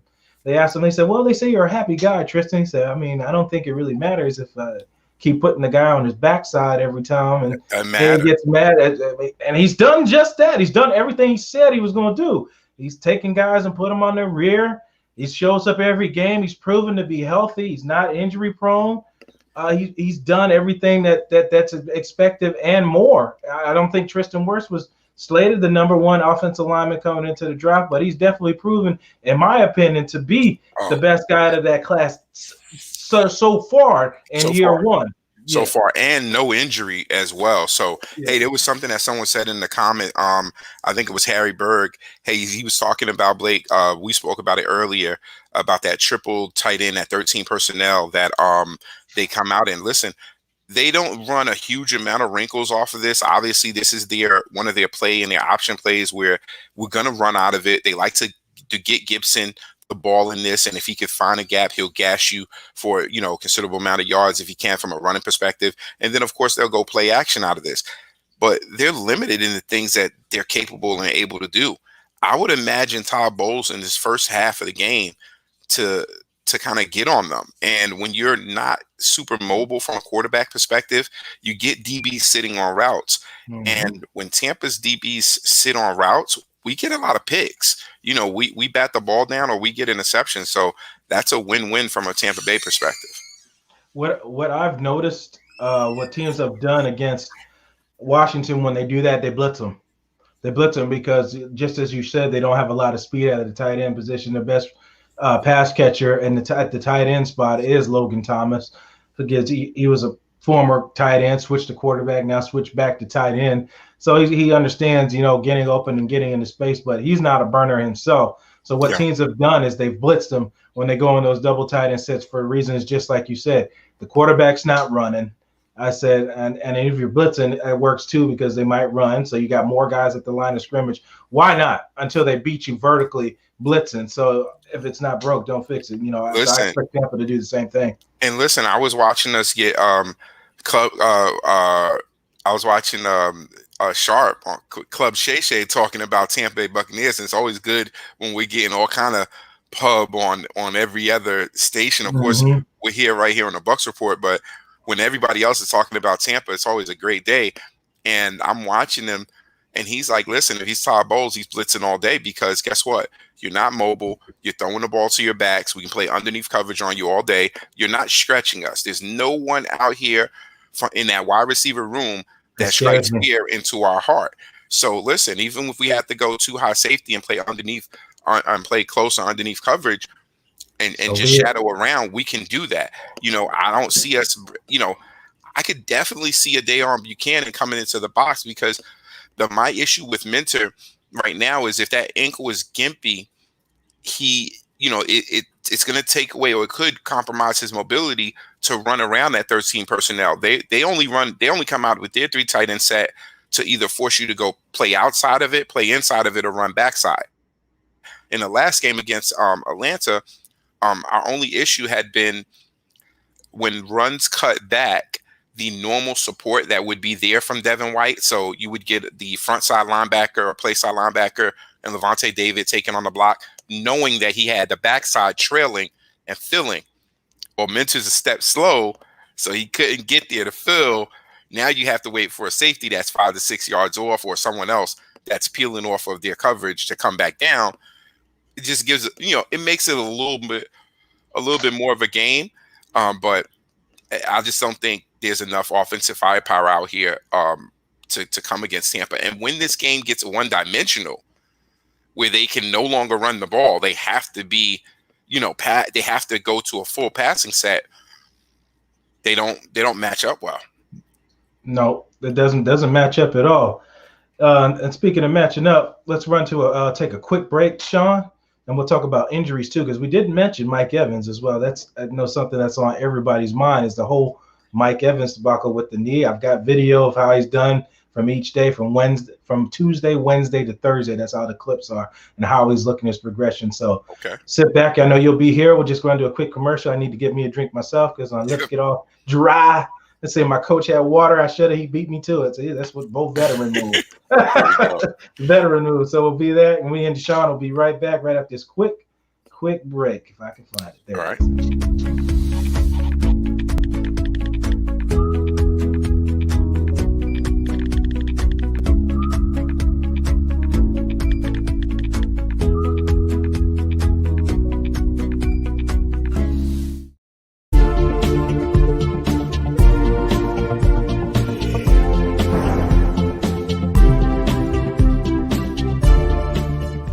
Be us, but you haven't called. Call 1-833-77-SOLAR right now and join the 320 Solar Happy Customers Club for $0 down and no payments until 2022. We'll put the power back in your hands.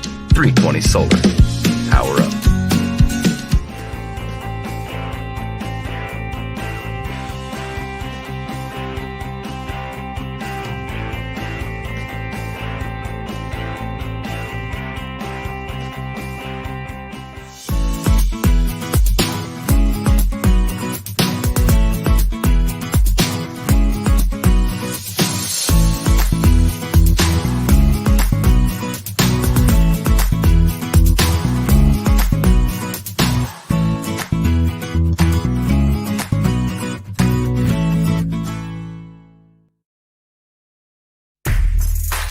Five-seed Tampa Bay Buccaneers, Tom Brady back in the playoffs. 4-seed is the Washington football team. You better be careful with Tampa Bay because this is still the greatest quarterback of all time.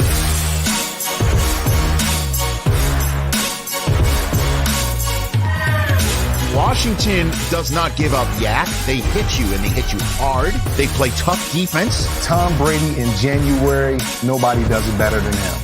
You want to play your best football as you're going to the playoffs. That's what they're doing right now. Kind of scary if you're an opposing defense. Obviously, there's an embarrassment of riches in Tampa Bay. This Bucs offense, they have never been hotter, and they may be one of the hottest offenses in the entire league. I like their matchup against anybody at this point in the season. With pressure, Brady goes deep. What a throw! What a catch! Picked off! Intercepted to the 45-yard line. Bucs have taken it away. This is why you play playoff football, man. Touchdown Tampa Bay. It is Mike Evans. He goes down. He's sacked. Lavonte David makes a play. And you look around, you say, I got a Super Bowl team.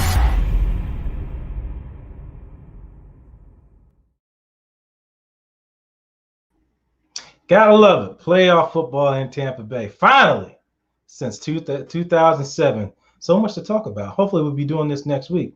We all expect to, but hopefully we'll be doing this next week, same time as normal, every Monday and Friday at 3 p.m. Hopefully the Bucs get a Sunday game so they don't get cut a short week. You have Devin White back. I would really be sad to not see Devin White get, a playoff appearance. That would be really sad. But before we bring Deshaun back on, I want to make sure to put this in before I forgot because it's important.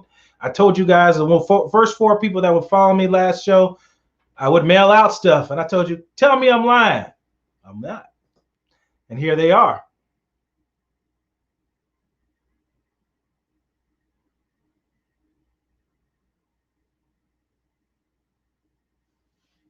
So Benny, I'm not even going to try to pronounce that. Soko Aloskis.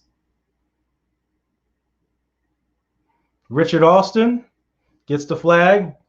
Said Benny won the Mike Allstott coin. Gary Buff won the Doug Williams. And Brandon Virgil Jr. Senior, excuse me, wins. I don't know if you guys heard me before those, but Brandon wins the Jimmy Giles coin and lanyard, and it's already been mailed off. So at this point, we're just waiting for it to get to you guys' houses. I've already mailed it off. Told you guys if you follow me on social media, I would send those out to you for those first 4 people. Congratulations, and you join for being a member on Sports Talk 49, always live on BucksReport.com. And speaking of always live and always here, there's none other than Deshun's 411. What's going on, guys? Hey, just breaking 33 minutes ago, Chappelle Russell was waived for this wild card game. So we were talking about him earlier, that he may be, the heir apparent to mentor. But you said it, Deon Buchanan. He's been elevated. Benning Pateo, he's back again. Miller is back again. And then offensive guard Ted Larson. So some depth there on the offensive line, elevated for this game. So that's kind of where we're at right now. So if you see the moves, Blake, talk about these moves from a defense perspective, and what do you think about Ted Larson? Just all those moves right now. You take Chappelle off, which is a rookie. You bring Deon Buchanan, which is a hybrid. You bring on offensive guard Ted Larson. You bring back cornerback Herb Miller, which has been here and been playing of late. And then you also make sure that Benning Pateo is also on as well.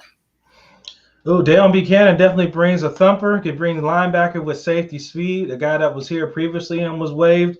And I think he'll fit in here, and he brings a little more speed perspective, as you said earlier, for Kevin Minter. Kevin Minter's a great linebacker, former LSU, familiar with Arians and Bowles' system from previous years. So he'll definitely fit in here. He'll get acclimated fairly quickly, and I think you know the verbiage already, so it shouldn't take him that long to get acclimated into this game. You said who was waived? Chappelle Russell. He could possibly be bring back next year in the offseason. I think they're just trying to get as many versatile players in there as much as they can. I think Chappelle Russell was kind of a project player for this team. They were trying to see what they can mold him into. I really expect him to be signed by the Carolina Panthers, because he played for that head coach out there at Temple some years ago. So I expect him to go out there if he doesn't get picked back up by Tampa. But you're right, Herb Miller. I'm probably butchering his name, Potato. But I'm not sure the correct pronunciation of his name. Played well, but he's not good in there in the pass rush. He's definitely good in there for plugging gaps and taking up space from freeing up other people. I think you said several times that the interior three's got to get more pressure, as they rely a lot on the edge guys, Shaq and JPP. But there's going to be times where those guys are tired, and they're going to rely on those interior guys to get some pressure in there, especially for a guy who's not going to run at all. So your interior push is going to make a huge difference, laying a center or a guard in their lap, you slapping their hand or getting your hand on him, because he's not going to run from you. If you look at the tape of last week, he does not want to move. His leg hurts that much. He does not want him. Literally, Logan, on the winning angle, if you watch the tape where he throws the pick to Logan Thomas, he has a free lane to throw the ball. He doesn't want to move. He literally lays on the lineman and decides to make the throw like that because his leg is hurting that bad. Yeah. And I think one of the majors is that, speaking of Benning, same school as Vita Vea, he's a big guy. And the thing is, people don't realize his capability. I'm in the belief of, because if you're not sure about him, he was actually probably the biggest outside linebacker in the conference when he was playing, because he was actually playing outside linebacker. They moved him down to an interior lineman, so he does provide push, and he's got his body type is. He has he's a long body type. You're used to seeing a little bit more pudgier guys inside. He doesn't look that. He's more, if you would, for Buccaneer fans, you would more liken him to a JPP Will Golston hybrid, bigger than Shaq's body. And when you see him, you're like, what is he doing inside? He doesn't look as if, but he's a big guy. And here's the next thing about him. He's going to get his hands up. And what I like about him, and the difference with him And Nacho and sometimes Sue is he's young and he seems to be relentless. What I have a big pet peeve on watching defensive linemen get into the game. This happened the first half in Atlanta where, they can't get to the quarterback. They've been stalemated and they've lost all their fire and their gas. And, I did my one move that didn't work. So I'll just stay here and be blocked. That's not pushing the pocket. That doesn't help your coverage. Any coverage that we put on the back end will look bad if the defensive line does not apply pressure. In the second half of that Atlanta game, when we were able to apply pressure, in that Detroit game, we were able to apply pressure, it looks totally different. The front and the back have to work together. Then without having Ledbetter and losing some of the rotation that we have with not having McClendon, because he's going to be out again, it looks like this week, and you don't have Ledbetter again, which is another rotational person for us. You got O'Connor coming in, you have Golston coming in, but we're rotating and moving guys around this line. To be honest with you, I think the rotation is actually better. We got Khalil Davis in there as well, Blake. We got fresh bodies coming in, and we have different body types and different moves that are coming in. So we got your Sues coming in. That's predominantly power rush on you, right? You have a little bit quick twitch with Khalil Davis. He's shown me some things in the pass game right now. Now he has a tendency to jump out of gaps and he needs to keep his balance a little bit more. Got to keep his feet under him just a tad bit, but he's lunging in the backfield. Now, if you make a guy miss, you made him change his route. You've done something. You could hurt us for the gap responsibility, but you want to see that as a coach because you can coach that up. You can get that to be right, But if I just see guys doing, unfortunately, I don't want to single out Nacho, but when Nacho tends to just stand there, that could be okay for a Sue or a Vita because they're, we're talking about 300 plusers. But that's not going to rock for Nacho because you're filling the gap, and I want to see a little bit more out of him. And when we push the pocket, when Tampa's able to push the middle back into a quarterback's lap or to make him move off the spot, we can get there on the edges, and that's the bottom line. Definitely that. And it's going to be important to get pressure this week and get this game over as quickly as possible. Get your guys healthy back next week. Like I said before, I'm really looking forward to see Devin come up in the next playoff matchup Saturday. Not going to see him in this game. So the guys stepping in, they're going to have. I agree with Coach as well. I think Washington's going to put up a little more fight than we expect. I think they're going to try to throw everything at the Buccaneers. As they should. They have their team with their backs against the wall. They stumbled into the playoffs. Now it's their chance to make the best of what they got, and they have no expectations on their team. They're a team that changed their name. They're a team that their owner has been under investigation. They're a team that fired their previous head coach for multiple allegations, reports to friends of teammates that I've had. Yeah, and these are legit allegations because the information I've got is from former teammates of mine that work in that Washington organization has told me that it's been a problem there, and there's been a lot of disengagement in that organization, much like what's going on in Houston right now. Mm-hmm. So they had no expectation, and now they have they have nothing to lose. They can go everything they want at the Tampa Bay Buccaneers, and a team, somebody that's backed against the wall is very dangerous. Oh, listen, they're a scared dog. People say, the dog that's barking. Listen, the scared dogs are dogs that bite you. I've always known that. Dogs that are they're not scared. They're not concerned with you. So if you don't bother them, they're not going to bother you. But the dog that's running away and that's scared, that's a dog that's going to bite you. And listen, I'll tell you this. I feel like this Washington team is there was an old song by Deborah Cox about, how did we get here? We're not supposed to be here. I would attempt to sing it, but that's when you find out that I can't sing at all. I appreciate that. But I'm going to tell you that how did we get here? We're not supposed to be here. That is what Washington is in this game. No doubt about it. They just don't belong in this. And guess what? They have to do. Listen, there's one thing that I could do from coaching for so long in multiple sports. I know coach speak when I hear it, and I immediately call it out for just that. As I watch Ron Rivera, he said, "Whoa, little young bull, you have talked too much. Let me go clean this up for you." Now, if you talk to somebody should have said this to Gerald McCoy. And to be honest with you, I know we're not talking about next season just yet, but I'm going to sprinkle this on here. Listen, it's not a doubt. He didn't sell, Gerald's wife coming or somebody back. could be watching this. He didn't sell the house and he didn't move the family.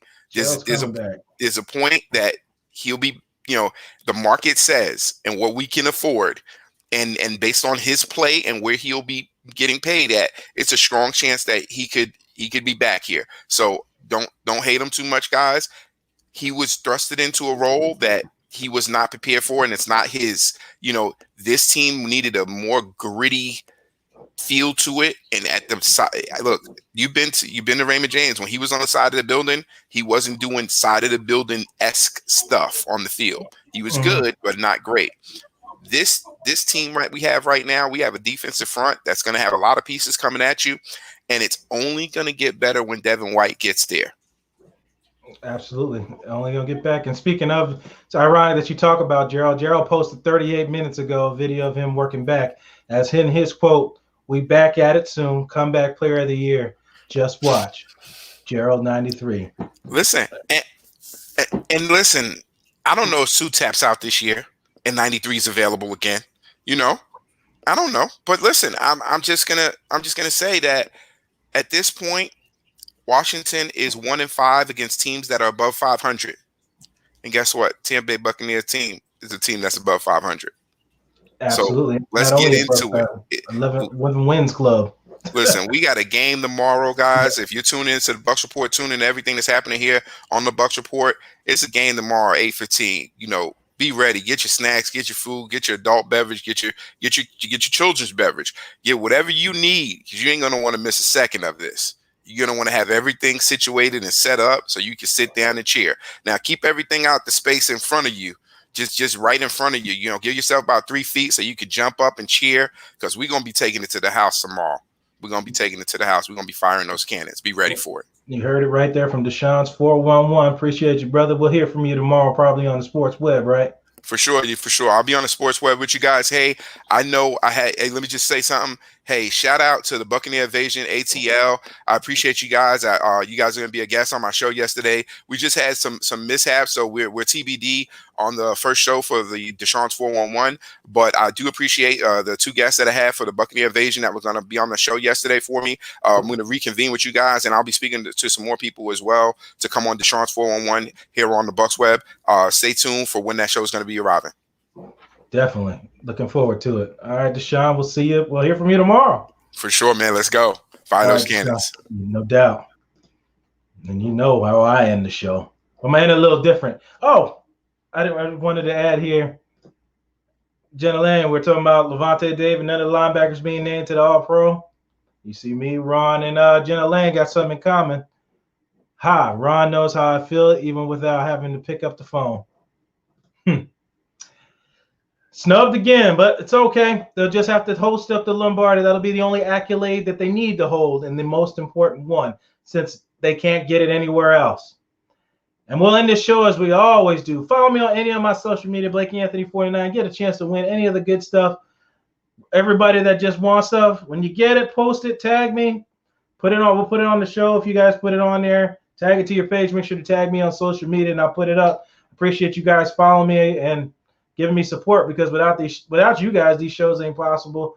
Without the guests, these shows ain't possible. They don't make anything fun. Without everybody's different perspectives and angles on things, that's what I love. I love to have a good debate. I love to enjoy different people seeing different insights on things. That's what I love about this, and I always continue to try to learn.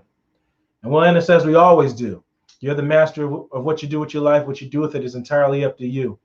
Thank you, guys. God bless. And as always, fire those cannons. See you guys tomorrow. Sports Web, The Deck, Bar and Grill, East Liddell Show is powered by none other than 320 Solar.